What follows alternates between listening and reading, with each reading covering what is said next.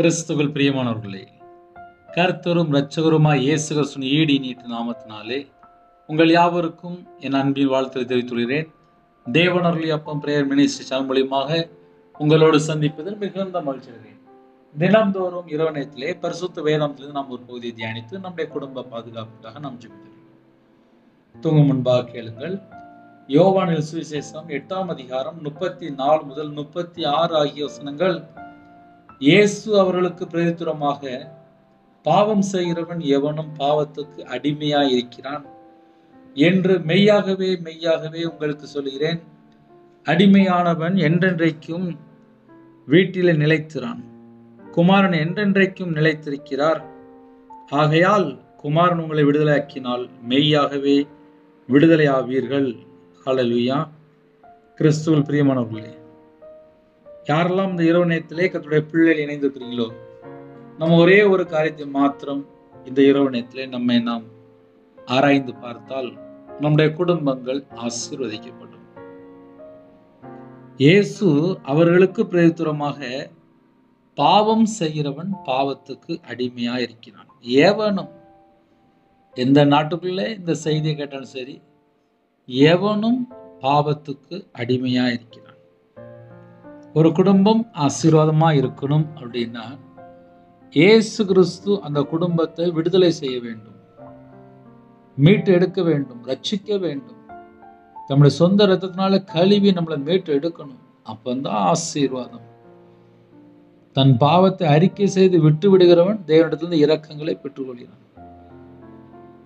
தொடர்ந்து நம்முடைய வாழ்க்கையிலே பாவம் இருக்குமானால் பாவத்துக்கு அடிமையா இருக்கிறான் என்று வேதம் சொல்கிறது. இயேசுவே அழகா சொல்கிறார், பாவம் செய்கிற எவனும் பாவத்துக்கு அடிமையா இருக்கிறான். அடுத்த வசனத்திலே, அடிமையானவன் என்றைக்கும் வீட்டிலே நிலைத்திரான், குமாரன் என்றைக்கும் நிலைத்திருக்கிறார் என்று எழுதப்பட்டிருக்கு. அடிமையானவன் என்றைக்கும் வீட்டிலே நிலைத்திரான். கர்த்தருடைய பிள்ளைகள் ஆசீர்வாதங்களை பெற்றுக்கொள்ளணும் அப்படின்னா நம்ம வாழ்க்கையில எந்த ஒரு பாவமும் இருக்கக்கூடாது. இந்த இரவணத்துல ஒரே ஒரு பாயிண்ட் தான், பாவம் செய்கிற எவனும் பாவத்துக்கு அடிமையா இருக்கிறான். நிறைய குடும்பத்துல சில கேள்விகள் உண்டு. என் குடும்பத்திலேயே எனக்கு ஏன் ஆசீர்வாதம் இல்லை? நான் ஞாயிற்றுக்கிழமை சர்ச்சைக்கு போறேனே, நான் காலையில ஜெபம் பண்றேன், நான் நைட்டு ஜெபம் பண்றேன் அப்படின்னு சொல்லி நிறைய கேள்விகள் உண்டு. 24 மணி நேரம் வாழ்க்கையிலே ஒரு குடும்பத்திலே பாவம் இருக்குமானால் ஆசீர்வாத தடையும் உள்ள வந்துடும். ஏன்னா பாவம் செய்கிற எவனும் பாவத்துக்கு அடிமையா இருக்கிறான். ஒரு மனுஷனுடைய வாழ்க்கையிலே முழு விடுதலை இருந்தால் மட்டும்தான் ஆசீர்வாதம். அதை சிம்பிளா நம்ம எப்படி சொன்னா புரியும் அப்படின்னா, ஒரு பலூன் இருக்கு, அந்த பலூன்ல நல்ல ஏர் அடைக்கிறோம். ஒரு சின்ன ஒரு ஊசி எடுத்து லைட்டா கொஞ்சோண்டு ஒரு சின்ன ஓட்டை போட்டாச்சுன்னா போதும். ஒரு 10 நிமிஷம் கழிச்சு பார்த்தீங்கன்னா அந்த பலூன்ல காத்தே இருக்காது. தேவன் நம்ம குடும்பத்தை ஆசீர்வதிக்கும் போது ஒரு சின்ன ஒரு கடுகு அளவுக்கு, ஒரு சின்ன ஊசி அளவுக்கு ஒரு ஓட்டை இருந்துச்சுன்னா போதும், பாவம் இருந்துச்சுன்னா போதும், அது மூலியமாக அபிஷேகம் வெளியில போயிடும். பிசாசு உள்ள வந்துருவான். திருடன் திருடவும் கொல்லவும் அழிக்கவும் வருகிறான் என்று வேற ஒன்றுக்கும் வரான். பாவம் இருக்கும்போது அந்த இடத்துல பிசாசு உள்ள என்டர் ஆயிடுவான். இந்த இரவணத்துல யாரெல்லாம் இணைந்திருக்கிறீங்களோ, கர்த்தருக்கு பிரியமானபடி நம்ம வாழ்ந்தால் ஆசீர்வாதம். தொடர்ந்து பாவத்திலே இருக்கும்போது அந்த வீட்டுக்குள்ள நிறைய குழப்பங்கள், நிறைய பிரச்சனைகள், நிறைய பாடுகள் இருக்கும். அதனால இரவணத்துல யாரெல்லாம் கர்த்தருடைய பிள்ளைகள் இணைந்திருக்கிறீங்களோ, இயேசு கிறிஸ்து நம்ம குடும்பத்தை விடுதலை செய்ய வேண்டும். குமாரன் உங்களை விடுதலாக்கினால் மெய்யாவே விடுதலாக்கப்படுவீர்கள். சத்தியத்தை அறிவீர்கள், சத்தியம் உங்களை விடுதலாக்கும். நானே வழி, நானே சத்தியம், நானே ஜீவனம் என்றார். கர்த்தருடைய ஆவி எங்கேயோ அங்கதான் விடுதலை உண்டு.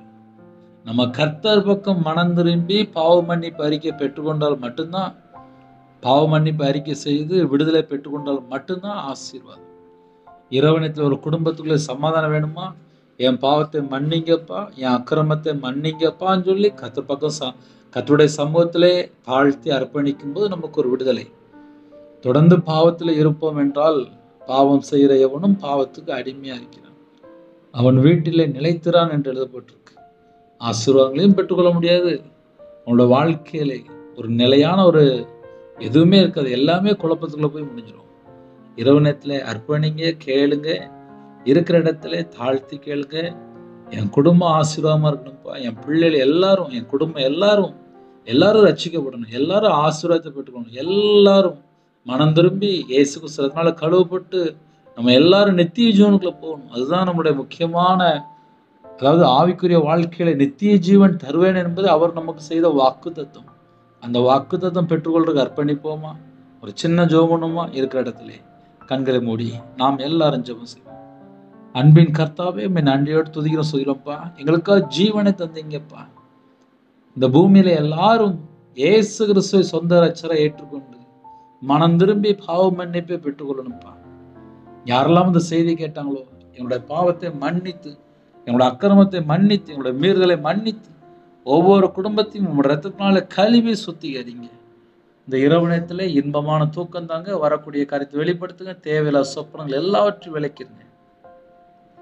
உமக்கு பிரியமானபடி நாங்க வாழணும். எங்களோட வாழ்க்கையில எங்கெல்லாம் குறை இருக்கும், அந்த குறைகளெல்லாம் மன்னிச்சுங்க. அதிகால வேளையில ஆலயத்து பொருளகத்துக்கு கிருபை செய்யுங்க. இரவு நேரத்துல இந்த நாள்ல எந்த நாட்டுக்குள்ளே எந்த சூழ்நிலை இருந்திருக்காங்களோ எல்லாரையும் கத்த சந்திங்க. எங்க எல்லாருடைய பாவத்தையும் மன்னிங்கப்பா. மன்னித்து சமாதானத்தின் தேவன் கூட இருந்து ஆசீர்வதிங்க. நைட் ஷிஃப்ட்ல இருக்காங்க, நைட் டிரைவிங் லைன்ல இருக்காங்க, கர்த்தருடைய கரம் பிள்ளைகளோட கூட விட்டும். எல்லா குடும்பத்தையும் கர்த்தர் வேலி அடைத்து பாதுகாத்து விடுங்க. சரீரத்துல பலவீனத்தோடு எந்த இடத்துல ஜீவிக்கிறாலும் உங்களுடைய தழும்புல கரத்தினால தொட்டு சுகமாக்கி தாங்க. பூரண சுகம், பூரண விடுதலை, பூரண ஆரோக்கியம் கற்றுடுங்க. தேவன் அருளை அப்போ மனுஷன் மூலமா இணைந்துக்க எல்லா குடும்பத்தையும் உங்களுடைய ஜீவனுக்குள்ள அர்ப்பணிக்கிறோம். இரவும் போலுமா பொருத்தனை பண்ணி ஜெபிக்கிறோம்ப்பா. உங்க பிள்ளைகள் ஆசீர்வாதமா இருக்கணும். அவங்களோட வாழ்க்கையில தலைமுறை சாபத்தை எல்லாவற்றையும் நீக்கி ஆசீர்வதிங்க. சம்பூர்ணமா ஆசீர்வதிங்க. பழுகி பெருகணும். கர்த்தர் கிருபை செய்யுங்க. குறைகள் குற்றங்கள் எல்லாவற்றையும் மன்னித்து ஆசீர்வதிங்க. இரவு நேரத்தில் யாரெல்லாம் எந்த நாட்டுக்குள்ள இணைந்துக்காங்களோ உங்களோட வாழ்க்கையில் என்னென்ன குறை இருக்கோ எல்லாவற்றையும் மன்னிச்சிருங்க. மன்னித்து கர்த்தர் பூரணமா ஆசீர்வதிங்க. எத்தனையோ குடும்பத்திலே கற்பதனையா ஜெபிக்கிறோம்ப்பா. கர்த்தரே ஆசீர்வதிங்க, பரிபூர்ணமா ஆசீர்வதிங்க. அண்ணனுடைய ஜெபத்தை கேட்டு ஆசீர்வதித்த தேவன் உங்க பிள்ளையோட ஜெபத்தை கேட்டு ஆசீர்வதிங்க. யாரெல்லாம் இந்த கடைசி காலத்துல ஜெபிக்கிறோம், அப்பா கர்த்தருடைய வருகை நாங்கள் எல்லாரும் ஆயத்தமாகணும்ப்பா. கர்த்தர் எங்களுக்கு கிருபை தாங்க. அழிந்து போற ஆத்துமாக்களுக்கு திறப்புல நிற்கணும், கிருபை தாங்க. இரவும் போலமா வேதத்தை தியானிக்கணும், கிருபை தாங்க. ஜெபிக்கிற கிருபை தாங்க. ஜெப ஆவியினால ஊற்றுங்கப்பா. ஒவ்வொரு குடும்பத்தையும் கர்த்தர் சந்திக்கணும்ப்பா. இரவு நேரத்துல எந்த குடும்பத்துல தனிமையில, எந்த குடும்பத்துல வேதனையோடு திக்கற்ற பிள்ளையா இருக்காங்களோ கர்த்தர் கூட இருந்து பரிபூர்ணமா ஆசீர்வதிங்க. தேவையில்லா சொப்பனங்கள், தேவையில்ல எண்ணங்கள், தேவையில்ல சண்டைகள், எந்தெந்த வீட்டு விரோதமா வலு சிறப்பத்தின கிரியைகள் செயல்பட்டு கொண்டிருக்கிற எல்லா கிரியெல்லாம் இயேசு கிறிஸ்து ரத்தத்தினால், இயேசு கிறிஸ்து நாமத்தை சுற்றறி விடணும். இணைந்துகிற குடும்பம் கர்த்தருடைய கரத்துல இருக்கணும். மாசமா இருக்காங்க, கர்த்தர் ஆசீர்வதிங்க. டெலிவரி போறாங்க, பரம வைத்தியர் கூட இருங்க. பிள்ளைகளோட வாழ்க்கையில என்னென்ன காரியத்திலே சோர்வு பலவீனம் இருக்கும் அது எல்லாவற்றையும் நீக்கி போட்டு ஆசீர்வதிங்க. திருமணத்துக்கு ஆயத்தமா இருக்காங்க, ஏற்ற துணையை தாங்க. ரட்சிக்கப்பட்ட குடும்பமா தாங்க. சில குடும்பத்துல திருமணம் முடிந்ததுக்கு குடும்பத்தில் ஒருமனப்பட்ட ஆவி இல்லை, ஒருமனப்பட்ட ஆவி தாங்க. பிரிந்திருக்காங்க, பிரிந்த குடும்பங்கள் இணைந்து வளர்க்கத்த கிருபை செய்யுங்க. கடன் இல்லை, எந்த குடும்பத்துல கஷ்டப்படுறாங்க இந்த கடன் பிரச்சனை எல்லாவற்றையும் ஒரு மாற்றத்தை கட்டுங்க. எல்லா குடும்பத்தையும் கர்த்தர் வேலி அடைத்து மூடி மறைத்து பாதுகாத்து கொள்ளுங்க. கர்த்தரே கூட ஆசீர்வதிங்க. நாம மகிமைப்படட்டும். இயேசு கிறிஸ்து பிதாவே, ஆமென். தேவனுக்கே மகிமை. கர்த்தர் தாமே உங்களை உங்கள் குடும்பத்தின் சகல காரியத்திலும் சம்பூர்ணமா திருப்தியா கர்த்தர் கூட ஆசீர்வதிப்பாராக. ஆமென். கர்த்தராகிய இயேசு கிறிஸ்துவின் கிருபையும் பிதாவாகிய பரிசுத்தனுடைய ஐக்கியமும் இப்பொழுதும் எப்பொழுதும் சதா காலங்களிலும் நம்மளோடு கூட இருப்பதாக. கிறிஸ்துவின் பிரியமான பிள்ளை, என் பேர் ரவிராஜ். எனக்காக ஜெபித்து கொள்ளுங்கள். தேவனவர்களே மனுஷனுக்கு ஜெபித்து கொள்ளுங்கள். தொடர்ந்து இணைந்திருங்கள். அதிக அளவில் ஜெபிங்க. பரிசுத்தமுள்ள ஓய்வு நாளில் ஆலயத்து புறப்படுங்க. இரவு நேரத்தில் தனி ஜெபம் பண்ணுங்க, குடும்ப ஜெபம் பண்ணுங்க. கர்த்தர் குடும்பத்தை ஆசீர்வதிப்பார். இரவு நேரத்திலே செல்போனை தேவையெல்லாம் பார்க்க வேண்டாம். கர்த்தர் கூட ஆசீர்வதிப்பார். God bless you. Thanks for watching. Please subscribe our channel. Click the like and share. Click the bell. God bless you.